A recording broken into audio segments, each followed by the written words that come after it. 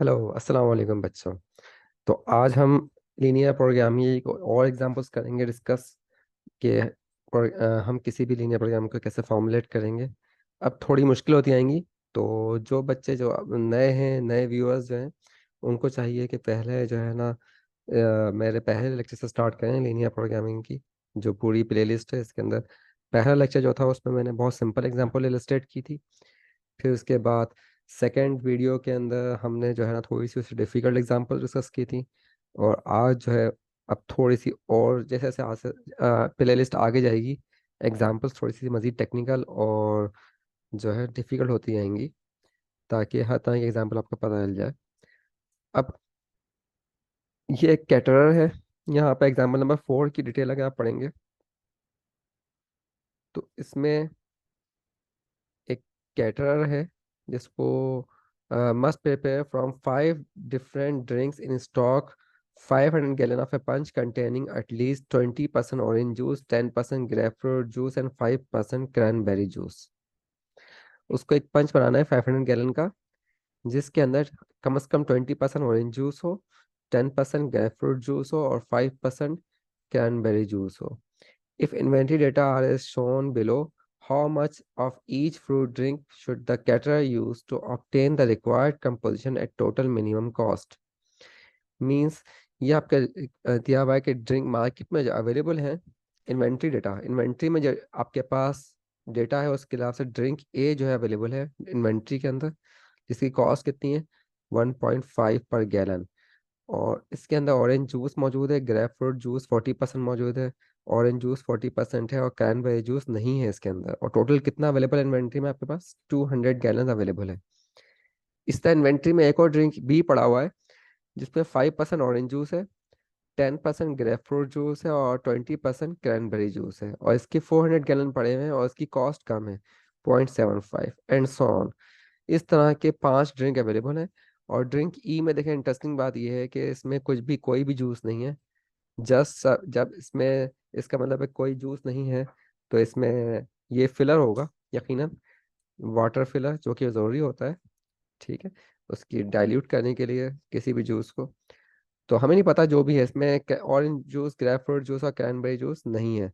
और सप्लाई कितनी है इसकी 800 गैलन्स, और कॉस्ट भी सबसे कम है 0.25। तो ये फिलर का काम करेगा। जब आपको जो है वो रिक्वायर्ड कंपोजिशन मिल जाएगी यकीनन, तो उसके बाद फिर हम फिलर फिल करेंगे ताकि क्वांटिटी बढ़ा सकें। राइट।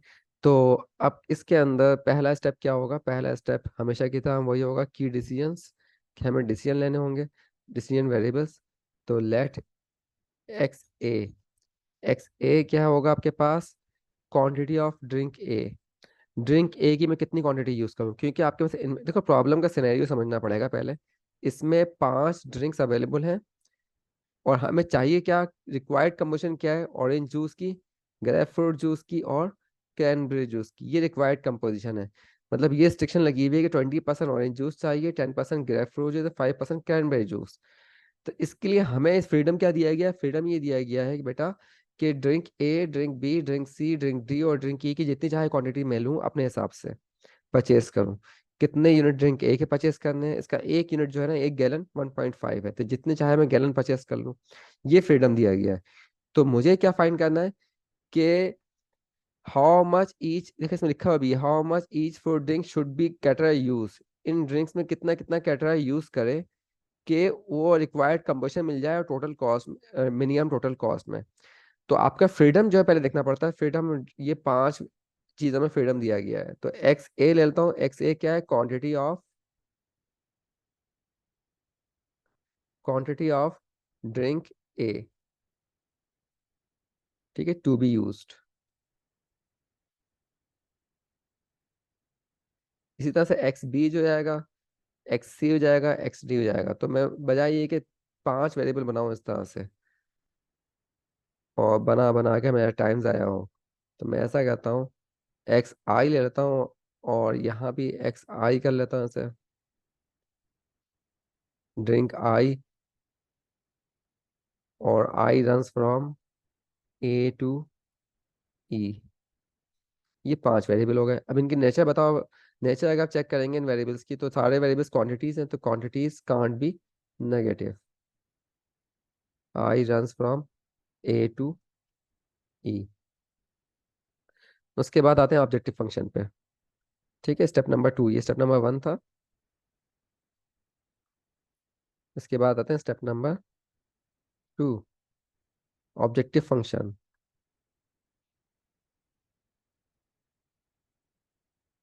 ऑब्जेक्टिव फंक्शन क्या बनेगा इसका बेटा? तो ऑब्जेक्टिव फंक्शन जो है, आपके पास टोटल मिनिमम कॉस्ट यहाँ लिखा हुआ है कि टोटल मिनिमम कॉस्ट, जो कैटरर का ऑब्जेक्टिव है वो क्या है कि टोटल कॉस्ट को मिनिमाइज करना है। तो minimize z equals to total cost. z total cost हो गया। अब बताओ टोटल कॉस्ट को मिनिमाइज करना है, टोटल कॉस्ट क्या निकलेगी? अगर हम एक्स ड्रिंक ए के अगर मैं कितने यूनिट परचेस करने वाला हूँ, एक्स ए यूनिट परचेस करने वाला हूँ, हर यूनिट जो है $1.5 का है। तो टोटल कॉस्ट कितनी होगी ड्रिंक ए परचेस करने में? 1.5 x A plus drink B purchase करने में टोटल कॉस्ट कितनी आएगी? 0.75 एक्स बी।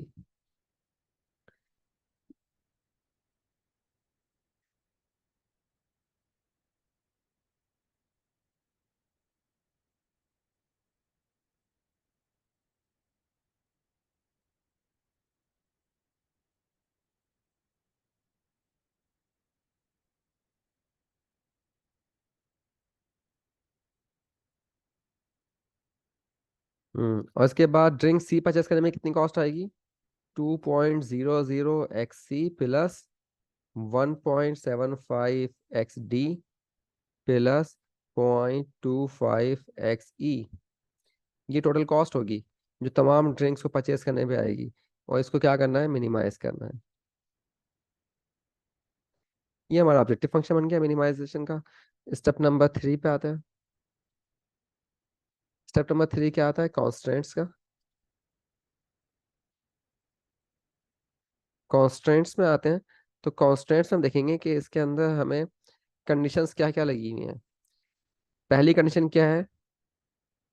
इस प्रॉब्लम को ध्यान से पढ़ें तो प्रॉब्लम में शुरू में ही लिखा हुआ है, caterer must prepare from 5 different drinks in stock 500 gallon of a punch.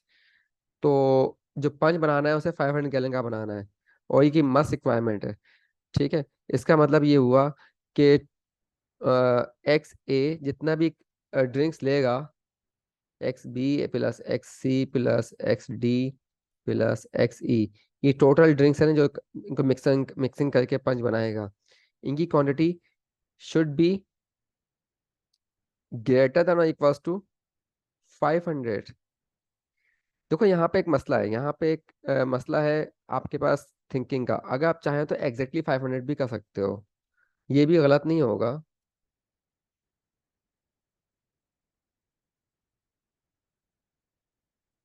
Exactly is equal to 500 लिख देंगे, ये भी सही है। लेकिन ये कि हमने बहुत स्ट्रिक्टनेस लगा दी कि भाई इसका सम 500 ही होना चाहिए। हमें ड्रिंक्स जो परचेज लेनी है इन्वेंट्री से, एग्जैक्टली इतनी ही ड्रिंक्स लेनी है कि एग्जैक्ट 500 का बन जाए, ना 1 लीटर ज़्यादा हो, ना 1 गैलन ज़्यादा हो, ना 1 गैलन कम हो। तो ये बहुत स्ट्रिक्टनेस हो रही है इसके अंदर, और हो सकता है इसका सोल्यूशन ना निकले। मैं भी पॉसिबल इसका सोल्यूशन निकल जाए, लेकिन इतनी स्ट्रिक्टनेस हमें रखने की, तो इसको थोड़ा सा हम कंफर्टेबल कर सकते हैं कि ग्रेटर देन इक्वल्स टू लगा देंगे ऑब्वियसली, क्योंकि हमारा ऑब्जेक्टिव फंक्शन जो है मिनिमाइज का है। तो वो मिनिमाइज करके हो सकता है 500 गैलन ही आंसर निकले, या फिर अगर कॉस्ट मिनिमाइज हो रही है किसी और तरीके से, तो 501 पे 502 पे अगर कॉस्ट मिनिमाइज हो रही है तो वो हमें वो निकाल देगा। मतलब हमारा ऑब्जेक्टिव इस वक्त 500 गैलन पंच बनाने का नहीं होना चाहिए, अपनी कॉस्ट को मिनिमाइज होना चाहिए। तो हम यहाँ greater than equals to impose कर सकते हैं फॉर सेफ्टी पर्पस। लेकिन आप इक्वल टू भी लेके कर सकते हैं, लेकिन इक्वल टू लेने में ये होता है कि इस प्रॉब्लम में हो सकता है ऐसा ना हो, लेकिन किसी और प्रॉब्लम में जब आप फ्यूचर में कोई प्रॉब्लम फॉर्मुलेट करो तो उसमें कॉस्ट बढ़ जाए, इक्वलनेस इक्वलिटी होल्ड करवाने के लिए कॉस्ट को आपको सेक्रीफाइस करना पड़ जाए उस एल्गोरिथम को आपके, और आपको पता भी नहीं लगेगा आपका एल्गोरिथम पीछे सेक्रीफाइस कर रहा है कि इक्वल टू 500 करने के खातिर जो है ना आपकी कॉस्ट जो है कुछ $2 $3 बढ़ गई। तो क्योंकि इसमें अगर आपको एग्जैक्टली करना है और ज़्यादा नहीं करना चाहते, आपके पास ज़ाया हो जाएगा तो।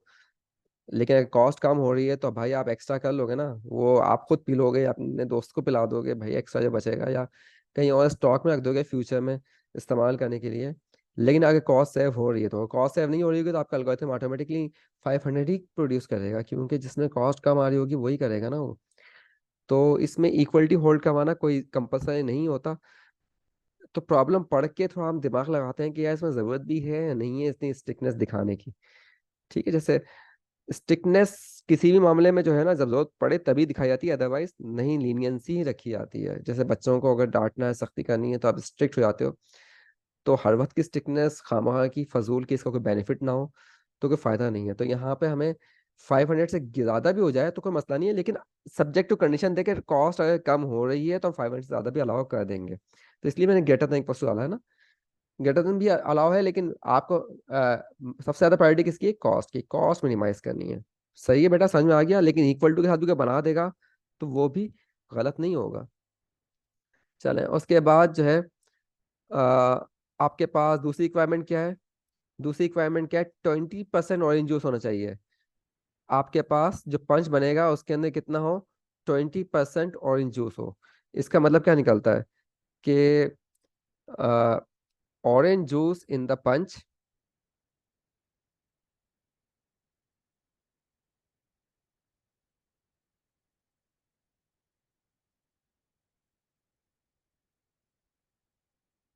शुड बी ग्रेटर, एग्जैक्टली बोला है या ग्रेटर देन बोला है? एटलीस्ट, एटलीस्ट है, इसका मतलब क्या हुआ? Greater than equals to 20% of whole punch. Total punch का 20% से ऑरेंज जूस क्या होना चाहिए? ज्यादा होना चाहिए। मतलब पंच में जो ऑरेंज जूस है वो उस टोटल क्वांटिटी का 20% से ज्यादा होना चाहिए। अब orange juice in the punch, orange juice in punch तीन तरीके से आ रहा है आपके पास, बल्कि किसने 5 तरीके से आ रहा है। ऑरेंज जूस जो पंच में आ रहा है वो आपके पास ड्रिंक ए से आ रहा है, ठीक है, प्लस ड्रिंक बी से आ रहा है, प्लस ड्रिंक सी से, प्लस ड्रिंक डी से, प्लस ड्रिंक ई से। अब ड्रिंक ए से कितना ऑरेंज जूस आ रहा है भाई? आप ये सोच लो कि ड्रिंक ए से कितना ऑरेंज जूस आ रहा है। ड्रिंक ए से जो ऑरेंज जूस आ रहा है, orange juice due to drink A कितना है? 40। तो ड्रिंक ए में 40% ऑरेंज जूस है। तो 40% ऑरेंज जूस का मतलब कितना हो गया? 0.4, या 40% ही लिख लेंगे, मसला नहीं है। 40%, 40 डिवाइड बाई 100। और ड्रिंक ए, मैं ड्रिंक ए जितनी भी यूज करूंगा उसमें का 40% जो है ऑरेंज जूस होगा। इसका मतलब ये टोटल क्वांटिटी कितनी हो गई? ये हो गई orange juice that comes from drink A. Drink A में जितना यूज करूंगा, ड्रिंक ए 1 गैलन यूज करूंगा तो सिर्फ 0.4 गैलन जो है आपके पास ऑरेंज जूस आएगा। ड्रिंक ए के अगर मैं 2 गैलन यूज कर लूंगा तो ये 0.8 गैलन बन जाएगा, ठीक है। तो ये आप हमने क्या किया? Orange juice due to drink A आ गया। फिर orange juice due to drink B. Drink B क्या जो ऑरेंज जूस आ रहा है कितना आ रहा है भाई? वो देख लें जरा इसके अंदर। ड्रिंक बी से ऑरेंज जूस जो आ रहा है 5% है। तो इसका मतलब ये हुआ कि ड्रिंक बी से जो ऑरेंज जूस आने वाला है वो आने वाला है 5 divide by 100 into drink B, plus drink C से कितना ऑरेंज जूस आ रहा है? ड्रिंक सी में 100% ऑरेंज जूस है, ठीक है। तो इसका मतलब ये हुआ 100 डिवाइड बाई 100 XC प्लस, और ड्रिंक डी से ऑरेंज जूस कितना आ रहा है? 0, और ड्रिंक ई से भी 0। ड्रिंक डी और ड्रिंक ई में है ही नहीं ऑरेंज जूस, तो वहाँ 0/100 मतलब 0 0 ही हो जाएगा, ठीक है। तो इसको लिखने की जरूरत ही नहीं, वहाँ 0 बन जाएगा वो पूरा complete. Is greater than equal to 20% of what, 20% का मतलब होता है 20/100, 20/100 of whole punch. Whole punch कितना था? होल पंच की क्वांटिटी कितनी है? तो अब अगर कोई यहाँ पे लिखता है होल पंच 500 गैलन का है, तो दिखाया तो इस मॉडल के लिहाज से सही नहीं है, क्योंकि यहाँ पे हमने कंडीशन लगाई हुई है ग्रेटर देन इक्वल टू के, तो लाजमी नहीं है कि होल पंच 500 का हो इस मॉडल के लिहाज से। लेकिन अगर कोई ये मॉडल फॉर्मुलेट करता है इक्वल टू वाले के लिहाज से, तो फिर एग्जैक्टली वो 500 रख सकता है वैल्यू, क्योंकि होल पंच उस केस में 500 ही होगा। लेकिन यहाँ पे क्योंकि हमने ग्रेटर देन इक्वल टू रखा हुआ है फ्लेक्सिबिलिटी के लिए, तो यहाँ पे हम क्या लिखेंगे? होल पंच हमारे पास 500 नहीं होगा, बल्कि XA plus XB plus XC plus XD plus XE, ये होगा आपका होल पंच। तो 20% ऑफ द होल पंच। इसको सिंप्लीफाई कर लो बेटा। तो ये बन जाएगा 0.4 XA plus 0.05 XB plus XC is greater than equals to 0.2 XA plus 0.2 XB plus 0.2 XC plus 0.2 XD plus 0.2 XE। और इसको सिंप्लीफाई कर लेंगे तो you can get the constant. Simplify करके इसका आप कर लीजिएगा आप लोग सिंप्लीफाई, राइट। तो इसको सिंप्लीफाई कर लेंगे तो आपका एक कंस्टेंट आ जाएगा, पहला कंस्टेंट। वो किस कौन सा कंस्टेंट होगा? ऑरेंज जूस की वजह से कंस्टेंट जो बनेगा। फिर इसके बाद जो है दूसरा कंस्टेंट होगा ग्रेप फ्रूट जूस का। उसकी रिक्वायरमेंट कितनी? 10% की। तो ग्रेप फ्रूट जूस का भी कंस्टेंट बना लेते हैं। तो 10% की रिक्वायरमेंट है, तो बिल्कुल सेम वे में बनेगा बेटा। ये बनेगा grep fruit juice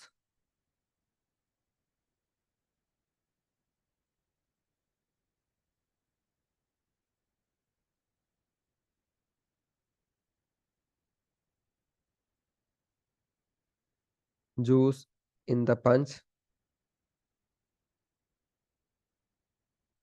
should be greater than equals 10% of the whole punch।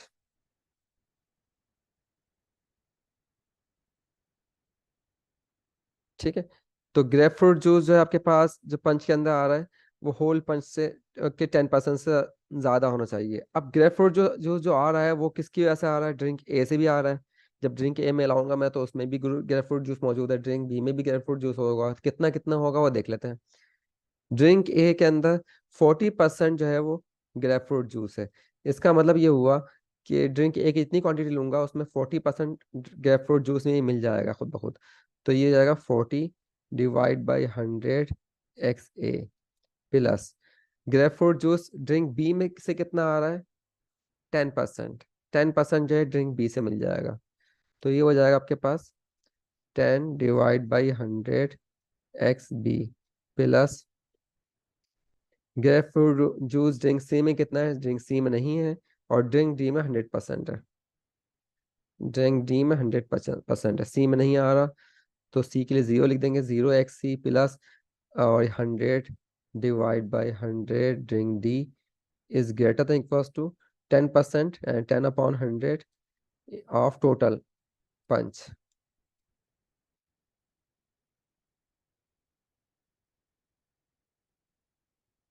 और इसको सिंप्लीफाई करना तो आपके ग्रेप फ्रूट जूस का कंस्टेंट बन जाएगा। इसी तरह से तीसरा जो है आपके पास क्रैनबेरी जूस का है। तो क्रैनबेरी जूस का भी ऐसे ही बनेगा। ठीक है। तो इसके अंदर भी ये कहेंगे 5%, लेकिन इसमें क्रैनबेरी जूस कहीं से आ ही नहीं रहा, सिर्फ ड्रिंक बी में मौजूद है। और ड्रिंक बी में 20% मौजूद है। तो 20% जो है लिख देंगे इसके अंदर। तो 20/100 इंटू ड्रिंक डी। ड्रिंक कौन सा था ये? Drink B. ड्रिंक बी में तो ड्रिंक बी है, बाकी सब के कोफिशिएंट 0 होंगे, जाहिर सी बात है। और ग्रेटर देन इक्वल्स टू, और हमें कितना चाहिए? ये इसके अंदर 5% चाहिए क्रैनबेरी जूस। बेटा ये बन जाएगा 5% यानी 5/100 ऑफ XA प्लस टोटल पंच।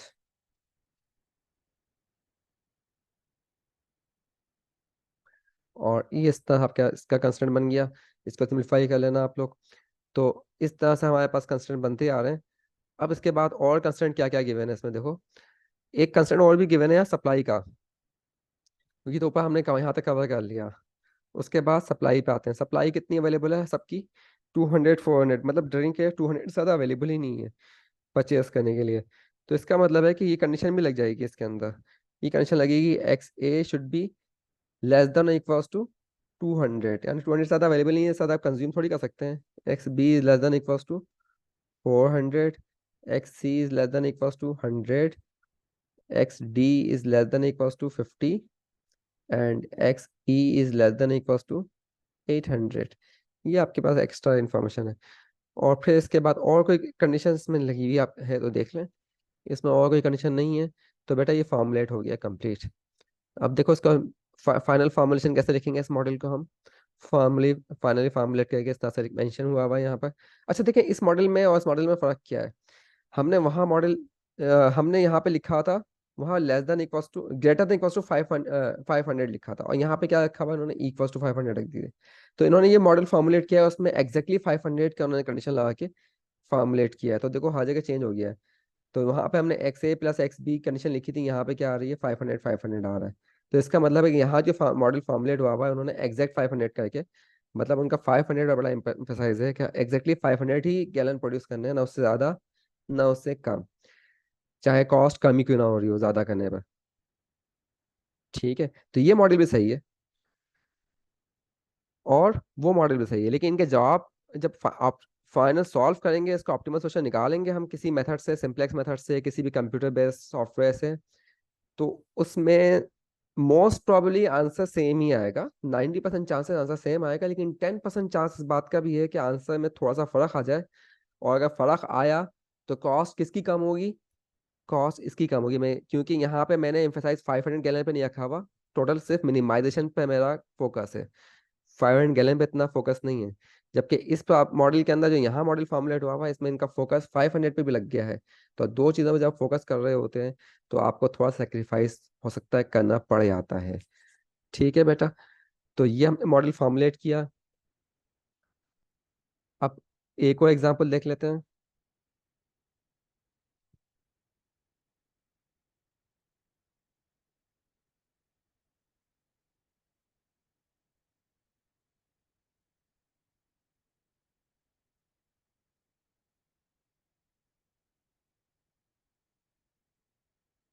हाँ, ये प्रॉब्लम में देखें पढ़े, प्रॉब्लम नंबर 1 एक्सरसाइज की है ये।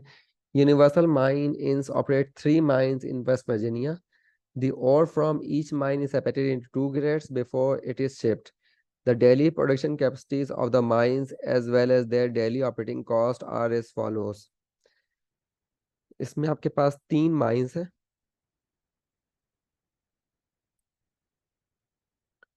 ठीक है, और 2 ग्रेड की और है जो उनसे हम एक्सट्रैक्ट कर रहे हैं। 3 माइंस है, 2 किस्म की और हैं, एक हाई ग्रेड और है और एक लो ग्रेड और है। और इसके कितने टन्स जो है वो रिसीव हो रहे हैं। माइन 1 से जो है आपके पास 4 टन रिसीव हो रहे हैं डेली बेसिस पे, हाई ग्रेड और के 4 टन, लो ग्रेड और के। और टोटल ऑपरेटिंग कॉस्ट कितनी है इसकी, 20,000 पर डे। इस तरह माइन 2 से 6 टन एक्सट्रैक्ट हो रहा है और ये 4 टन एक्सट्रैक्ट हो रहा है, और ये ऑपरेटिंग कॉस्ट है पर डे की।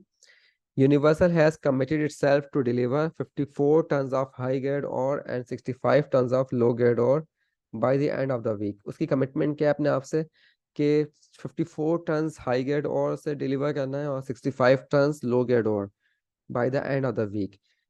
It has also labor contract that guarantee employees in each mine a full day's pay for each day or a fraction of the day the mines open.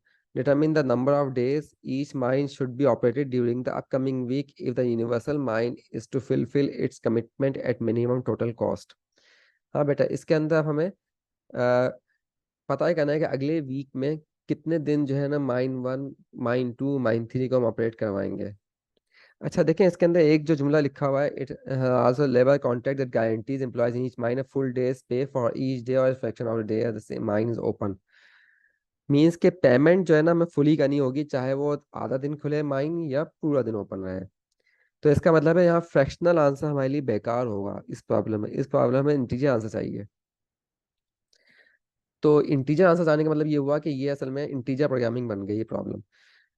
तो फिलहाल क्योंकि हम linear programming study कर रहे हैं, हम integer programming study नहीं कर रहे, तो मैं इसको ओमिट कर देता हूँ, क्योंकि हमें इंटीजर प्रोग्रामिंग सॉल्व नहीं करनी है। हमें इंटीजर आंसर नहीं, फ्रैक्शन आंसर भी चल जाएगा। ठीक है,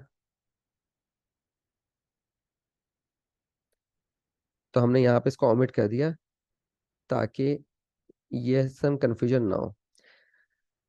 राइट, अच्छा अब देखें इसके अंदर करना क्या चाहते हैं, हमें पता ही करना है कि नेक्स्ट वीक, अपकमिंग वीक के अंदर माइन 1, माइन 2 एंड माइन 3 कितने कितने दिन ऑपरेट होने चाहिए, ये पता करना है। और कमिटमेंट कितनी है, 54 टन्स की, 65 टन्स की। ठीक, तो अब इसके अंदर बताएं कि डिसाइड करते हैं आप लोग कि इसमें वेरिएबल्स क्या होंगे, हमें क्या डिसाइड करनी है, कितने कितने दिन माइन 1 को ऑपरेट करवाना है अगले वीक, अगले उसके बाद, मतलब अपकमिंग वीक में माइन 2 को कितने दिन ऑपरेट करवाना है एंड माइन 3 को कितने दिन ऑपरेट करवाना है। तो हम कर लेते हैं let x1 represents number of days mine one would operate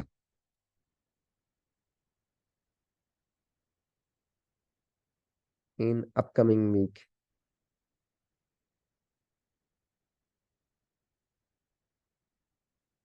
x2 क्या हो जाएगा?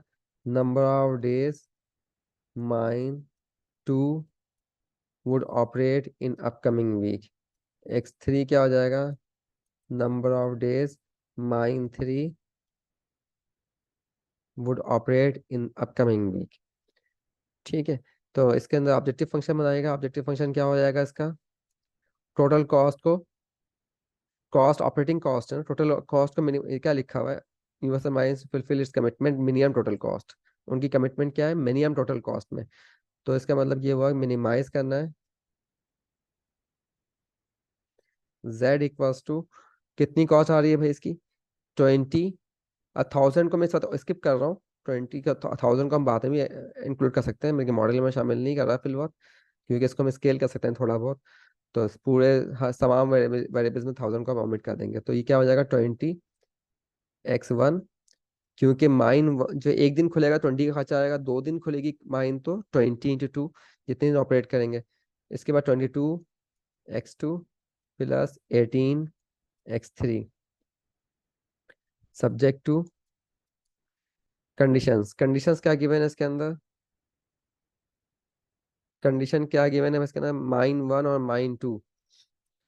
तो इसमें आपके पास, अगर माइन वन एक दिन चलेगी तो कितना आपके पास वो होगा? अ, ऐसे सॉरी, कंस्ट्रेंट्स में हम इस तरह से टेक्निक, ये असल टेक्निक तो यही है ना कि यूनिवर्स में कमिटमेंट कितनी, 54 टन्स की हाई ग्रेड और की। तो ये कंडीशन दी हुई है। तो हाई ग्रेड और,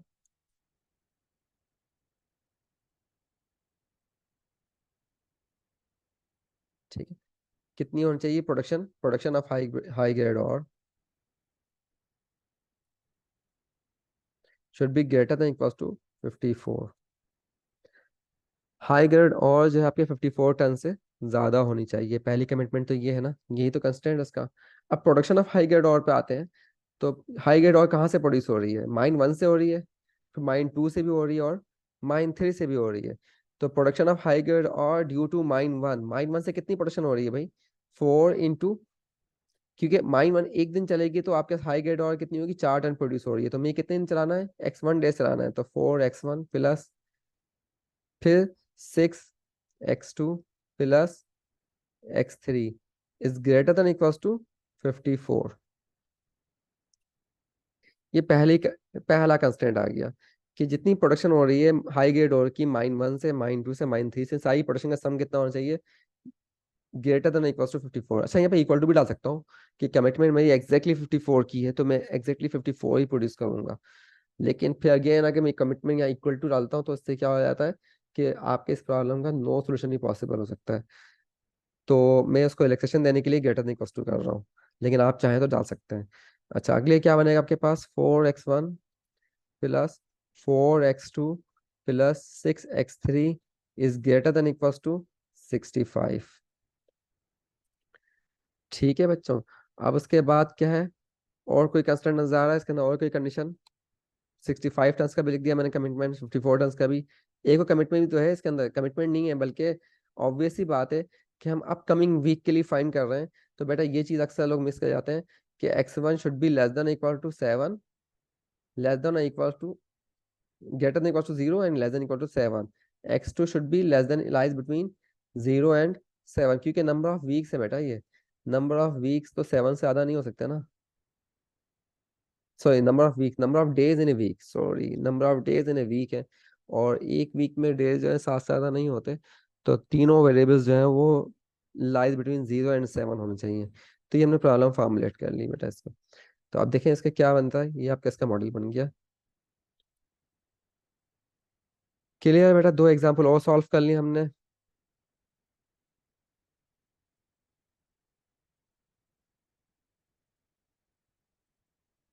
चलो एग्जाम्पल और कर लेते हैं सॉल्व, ये भी देख लेते हैं।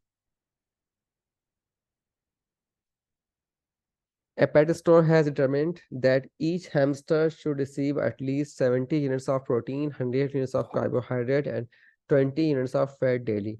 If the store carries the six types of feeds as shown in the table, what blend of feeds satisfy the requirement at minimum cost to the store?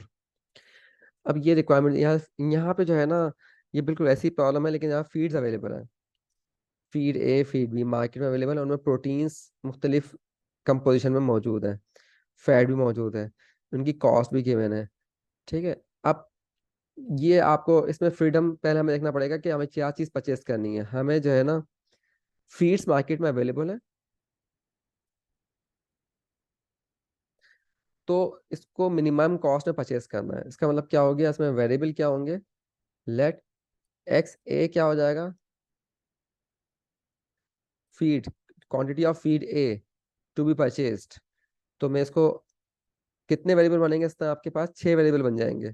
तो मैं एक्स आई कर लेता हूँ ना, एक्स आई क्वांटिटी ऑफ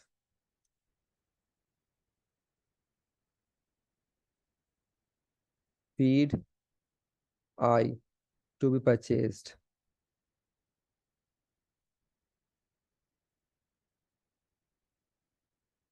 कितनी हमें feed I purchase करनी है।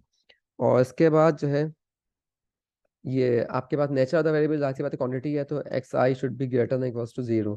आई runs from A to F. ठीक है बच्चों। अब उसके बाद जो है हम आगे आते हैं बेटा। अब इसके अंदर आपके पास ऑब्जेक्टिव फंक्शन बनाना है ना, अगला स्टेप क्या होता है ऑब्जेक्टिव फंक्शन का। तो यहाँ पे कॉस्ट फंक्शन दिया हुआ है, कॉस्ट दिया हुआ है, देखिए लिखा भी है ना, टोटल मिनिमम कॉस्ट। तो मिनिमाइज करना है, तो यहाँ पे क्या करेंगे, मिनिमाइज ऑब्जेक्टिव फंक्शन बन जाएगा, minimize z equals to total cost कितनी आ रही है, फीड ए की कॉस्ट कितनी है बेटा, फीड ए की कॉस्ट 2 है, फीड बी की 3 है पर यूनिट, पर ऑन्स। तो ये आपके पास 2xa, ये जाएगा 2x है। जितना फीड ए परचेस करेंगे उसके लिहाज से खर्चा होती जाएगा। इस तरह फीड बी में क्या आएगा, 3xb plus and so on 8xc।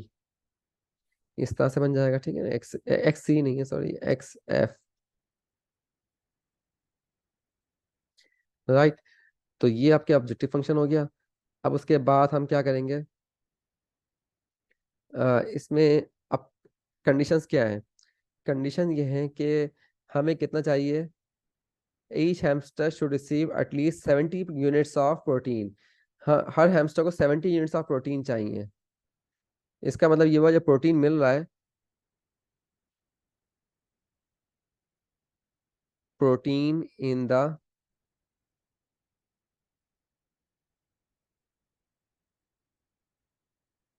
Dessert, जो उसने blend of feed, protein in the blend must be greater than equals to 70, 70 से ज़्यादा होना चाहिए, जो भी प्रोटीन है 17 यूनिट से ज़्यादा होना चाहिए। ठीक है, 70 यूनिट्स। तो protein in the blend, blend में प्रोटीन कितनी है भाई, जो प्रोटीन आएगी वो ड्रिंक ए से आएगी 20 यूनिट्स। तो ये आएगा 20, और जितने हम ड्रिंक, सॉरी फीड ए डालेंगे तो फीड ए आ गया, ठीक है, प्लस 30 इंटू फीड बी की quantity, plus enter total protein इस तरह निकल जाएगा ना, plus 30 into X F is greater than equals to 70। तो बेटा ये पहला कंस्टेंट बन गया, ग्रेटर देन इक्वल 70। इसी तरह दूसरा क्या बनेगा, 100 यूनिट्स ऑफ कार्बोहाइड्रेट, इसका मतलब 50 X A plus 30 X B plus 20 and so on plus 20 X F is greater than equals to 100 and 20 units of fat. तो ये कितना बन जाएगा आखिर में, 4xa plus 9xb plus and so on plus 10xf is greater than equals to 20। ये बन गया बेटा इसका कंस्टेंट्स, और तो इसमें कंस्टेंट कोई गिवन नहीं है। तो that's how we can formulate it. देखें ये फॉर्मुलेट हुआ हुआ है। ठीक है। तो हमने ये 3 एग्जाम्पल डिस्कस कर लिया आज की क्लास में। चले फिर, ओके, अल्लाह हाफिज।